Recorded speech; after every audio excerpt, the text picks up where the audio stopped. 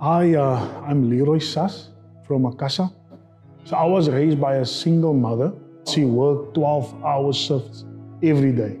And I would be without guardianship at home. I would be on the streets with my friends. And their elder brothers were gang members. So those were our role models. So I started with cigarettes. From there, it was marijuana, it was tik, it was main drugs. We started to rob people. I dropped out of school at grade 9. I ended up being a pimp for prostitutes. At the same time, I ended up selling heavier drugs. In the year of 2010, a brutal murder took place in our community. And the story in the community went around that he hanged himself.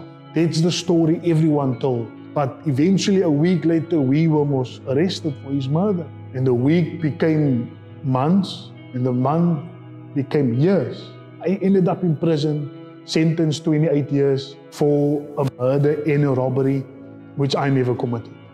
18 years old, in Portsmouth prison. I was super afraid of prison, but I couldn't show any fear.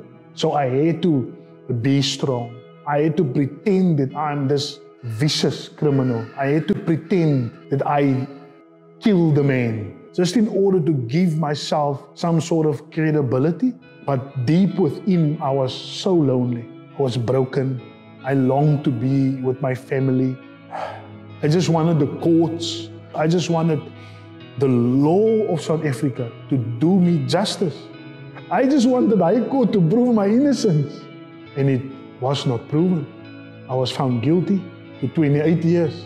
And that was 2011. I was transferred to Drakensberg. In 2014, I was introduced to a program called Alpha. I met a wonderful couple who were facilitating Alpha, Marlon and Annalise. You know, they were kind.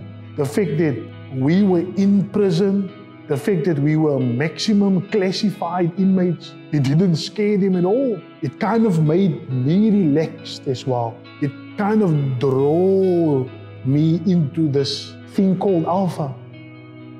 We were free to tell our stories. We were free to be ourselves. We were free even to, some of us were even free to tell how we committed our crimes. It is how I met Alpha. And for the first time ever in my life, I liked church. So I went to church. Ex-convicts came to render Bible classes. Ex-convicts came to preach the gospel. Hearing their testimonies, it convicted me, it moved me, how Jesus transformed their lives.